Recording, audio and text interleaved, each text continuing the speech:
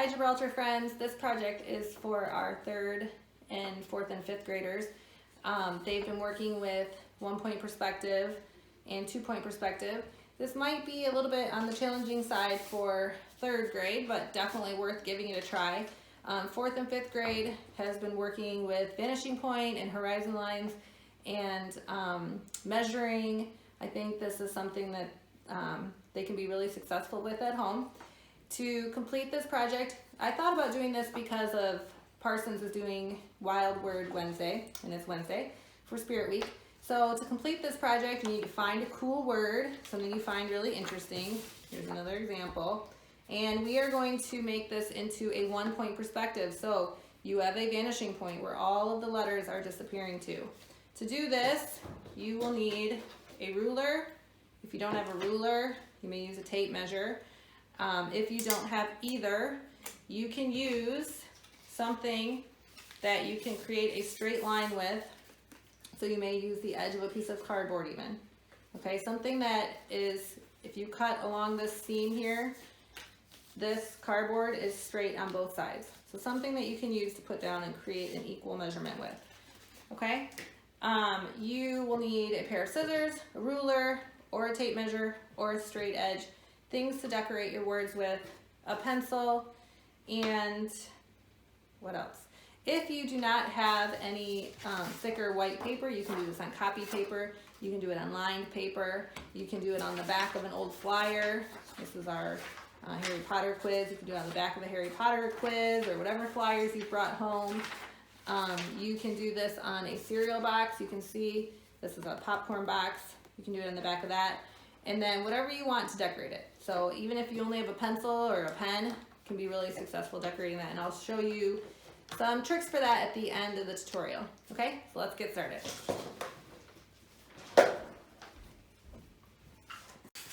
All right, this video is for our 4th and 5th grade students. Again, it's Wild Word Wednesday at Parsons for Reading Month. So this would be fun for all schools. To create a 1-point perspective word, any word of your choosing that you think is interesting. Here's another one, another example. We've been doing perspective in class over the last couple months. 3rd and 4th have done 1-point perspective, and 5th has done 2-point perspective. So this is going to use the 1-point perspective techniques using one vanishing point. Now you can do this on a lot of different materials, like we said. If you choose to do the cereal box, okay, you're going to want to cut along this fold, this seam right here, so that you have a nice straight edge to work with. So you're going to want to cut these pieces off so you have a nice straight edge to work with. I'm going to do mine on this white piece of paper just so that you can see it better on the camera. Okay, so before we get started, before we cut anything, I should say, we're first going to measure the equivalent of a horizon line, just so that we have a line set up to have our words, our letters lined up together. Okay, so we're gonna go off this first line on the ruler. You can see better on this one. Right here at the edge of the ruler, where the line is, that's where the 1 inch is gonna start. So I'm gonna line up my ruler, marking right here, that 1 inch, or that beginning of the inch, and these are our inch marks, the big numbers along this side. Okay, so I'm going to measure up 2 inches, and I'm going to make a little dash. You can make a dot, a dash. Just press lightly in case you want to erase anything. I'm not going to press super light on mine because I want you to be able to see, so I want there to be some contrast. For you, press lightly because you may choose you want to erase. And we know from class that when we press really hard, sometimes it's hard to erase those marks because it makes indents in the paper. And it'll do the same on the cereal box, okay? All right, so then you slide your ruler over. Here's that 2-inch mark over here. We're going to measure up 2 inches right here, okay? Now, the reason we're doing this is so that we know we have a straight line going along the bottom of our paper. We've been working a lot with measurements in 2nd, 3rd, 4th, and 5th. So I encourage you all, while you're home, pull out a ruler and practice measuring things around the house. Grab a tape measure, just measure some furniture even, just to practice your measuring skills. Okay, then I'm going to line up my ruler with both of those dashes that I've made so I can make a straight line along my paper. Now, you need to hold your ruler down in two places firmly like this and run your pencil along the edge of the ruler. This is, again, something we've talked about in class. If you don't keep your pencil along the edge of the ruler, you're not going to have a straight line. If you hold your ruler only at one end and then you do run your pencil, your ruler will slide on you. Unless you have a ruler at home that has cork on the back like this, your ruler is going to slide around on you and you're not going to have a very straight line. Okay, so back to my two dashed marks. I've measured 2 inches and I've measured 2 inches. Now I'm going to draw a line all the way across my paper. This would be similar to what we've done for our horizon line when we've done our 2-point perspectives. And I'm going to darken mine up just so you can see it better. Okay, but you should press nice and light. Okay, so now I have the equivalent of a horizon line. Now, my paper is 12 inches. Half of 12, if I divide 12 in half, I would have 6. A double of 6 is 12. So I'm going to measure, and it doesn't matter. You can put it up here, you can put it down lower. It's up to you where you want to put your vanishing point. I'm going to put my vanishing point right here in the middle of my paper. I'm going to make mine big, okay, so you can see it. Okay, this will be my vanishing point. Okay, you do not need to make it this big and you do not need to label it. I'm doing that for you to be able to see at home. Okay, now I'm not so great at upside down here, so I'm going to turn my paper and I'm going to write out my word in block letters. For you working at home, this is your choice. If you want to, here's another way you can do this. Write the letters first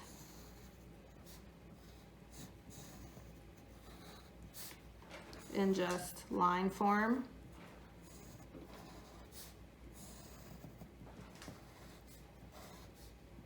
You can do them just in line form, or if you feel like you're confident in doing block letters, you can go ahead and just start blocking them out. You may also choose, if you want this to be very neat and organized, you may choose to use a ruler to make sure all of these letters are nice and straight. I'm going to do it rather quickly so that you all can get started and the video is not too long. I'm going to make this a little smaller on the inside. I'm trying to make these dark so you can see them. Okay, so just go around, turn all of your letters into block letters. Okay, then if you, not on this P, make the center. Then you can go in and erase any of these lines you don't need. Okay, if you're confident in making block letters without doing this extra line work first, you can just go straight ahead and start making out your block letters. Now this is tricky, this project, and so I'm going to do my best to give you all the information so that you can do it at home, since normally I would be walking around helping everybody. So you're going to be doing this on your own, and please post pictures of however it comes out or whatever you, if you have some that you think look really cool, I'd love to see them so I can comment back. Now, just like we did in 4th grade when we did our shapes, and we did a 1-point perspective shape project, it's very similar. Every single edge of these letters, all the edges of the letters, these corner points, are going to go back to the vanishing point. I'm going to start with the top of my letters, lining up my ruler with those points all the way back to this vanishing point.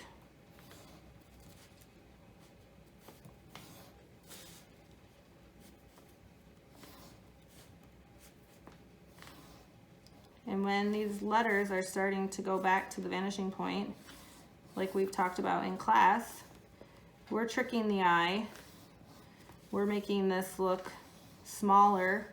These letters look smaller as they get farther away from us. But in reality, when we've been drawing pictures of our rooms, or we did the picture of the road, 5th grade we did a picture of a tree house, we know that those things aren't actually getting smaller, but we draw them to look like they're getting smaller so they look like they're getting farther away. Okay, now that you have all of the tops of the letters, we need to check and make sure where we're going to see any of these other points disappearing to the vanishing point. So we're just going to go through our letters and double check. When we're doing the inside portions of our letter, it's not going to cross over these front faces of the letters. So if I put my ruler here to this point of the E and I make sure it's lined up here, that's going to be the inside of that E. Okay, and then we'll do the same thing for the bottom, like this. Okay, now for my P, I'm going to show this face, this inside face here connecting back. And then I'm going to go around and do the insides of my letters first, and then I'll show you how to do the bottom part. So for my O, I'll check this point. Well, that would be crossing this face, front face of the letter, so I don't need a line there. And then I'll check this other point here, and yeah, I would see that going back, so I'm going to put that line in. Okay, so it looks like the inside of this letter is going back to the vanishing point. And I'll check on my H. Yeah, I'd have a line here going back to the vanishing point. Okay, so now that we've done the insides of these letters, now we need to check these bottom points. Okay, so we're going to check all of these bottom points. So for my E, and again, these are not going to cross the front face of the letters. So you're going to stop whenever you get to a front face. I'm going to stop right here on that P. Okay, so I see that E going back, and I'm going to stop there. Okay, my P looks like my P is lined up very evenly with my vanishing point. So you're not going to actually see that P going back any farther right there. Okay, and let's check the side of this O. And it's small, but that does get a line back to that vanishing point. Okay, and then we'll check over here the H, the bottom of this H, and that is going to have a line connecting back. And then we have another corner over here, and that is going to have a line connecting back. Again, not covering the front face of that letter. So you can already start to see that these letters are starting to look like they're descending into this vanishing point. Okay, the next thing you want to do is you want to decide how deep, or how close to that vanishing point you want your letters to be. You can see these are narrower here, and these ones went a little farther back. So that's going to be your aesthetic choice, how you want to do that. Okay, to do that, instead of measuring this time, we're going to practice another skill that we've been doing. We don't have triangles like an architect or interior designer would be using in our art room.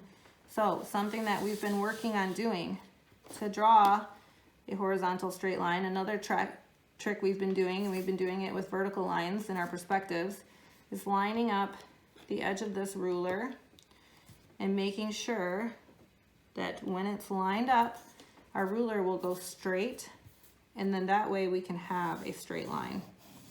Okay, we've been doing that with all of our vertical lines in our perspectives. Okay, so now this is my ending point of my letters. I'm going to decide this is as far back as I want them to go. Once I've done that, I can erase this. Anything that's past that point, I'm going to leave my vanishing point just for a minute in case there's anything I forgot in this tutorial. As we're going through this, I might see some portions of my letters that maybe I missed, and you may as well. Okay, so now that I have that line, I erased mine a little too much. I can erase everything that's above there. The next thing you want to erase is all of these little bits in between the letters.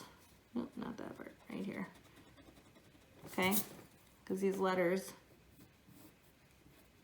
okay, you want to erase all the spaces that are in between those letters.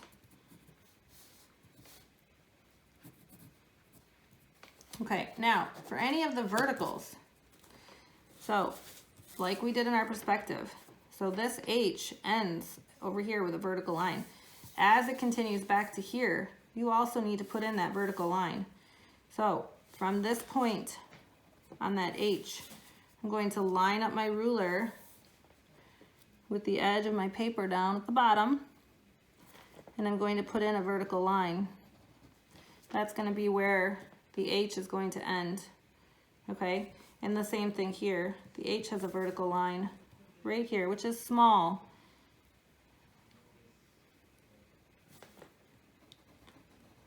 But there is a vertical line right there, so I can erase that little tiny bit, showing that this H actually goes down and up, okay? Now for my O, I have a vertical line here. So I'm going to line up from right here. I'm going to line up my ruler with the bottom of my paper, and I'm going to make a vertical line ending that O. I have a little bit in there I can erase now. Okay, so now I have this O that's 3D. Okay, let's check the P. The P, this whole top portion is straight. This got cut off because it was lined up with our vanishing point, so we should be good there. And the same, okay, here we go with our E. So the E, now it's interesting because we've switched over to the opposite side of the vanishing point than where we were here. So everything here is angled this way. Now over here you can see things are starting to angle this way, okay? So we need to put in the edge of this E, and we're going to do a vertical line right here from this point straight down, showing the edge of that E. Lining up my ruler to make sure my line is vertical. Okay, so now you have your letters in 3D, 1-point perspective.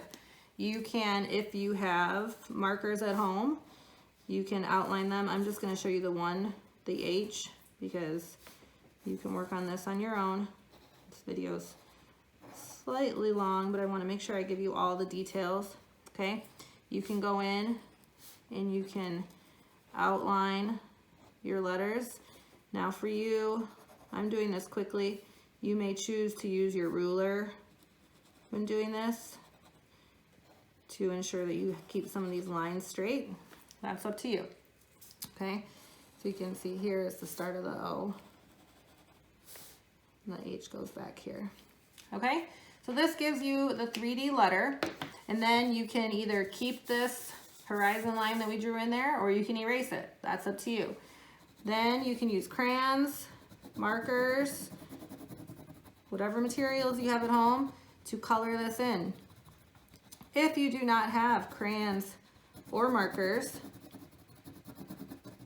you could use a pencil and do some shading. To do that, turn your pencil on its side. I like to hold mine like this. And you can add in some shading using the pencil on its side. Okay, I don't have a pen handy right here, but if you do not have a pencil and all you have access to at home is a pen, you can do some cross hatching, or you can even just do simple line hatching to show some texture. So you can do this. This is adding in a hatch mark. There's different types. As things would be getting darker, let's say you want the inside of this to be darker, you would do your lines closer together. The closer the lines are together, the darker it is, and you can show some shading that way. You can also do cross hatching, which would be doing X's like this. So if you have a pen, that's a fun way to practice adding some details onto your letters. Now, if you're turning this into a bookmark, okay, you can measure again. I'll turn it upside down here. However far you want to have a straight line that you're going to cut off. So if I'm going to say I definitely want to get rid of where I made that dark vanishing point, I'm going to line up that mark with my ruler, and I'm going to cut mine. I'll start over here so you can see better. At 4 inches. I'm gonna make a 4-inch mark. And then over here, I'm gonna make a 4-inch mark. And yours may be different placement. Your letters may be bigger, so you're gonna have to measure that the best that you see fit. And again, holding in 2 places, pressing down firmly, draw a line, and that's going to be where I'm going to cut. So then you can grab some scissors.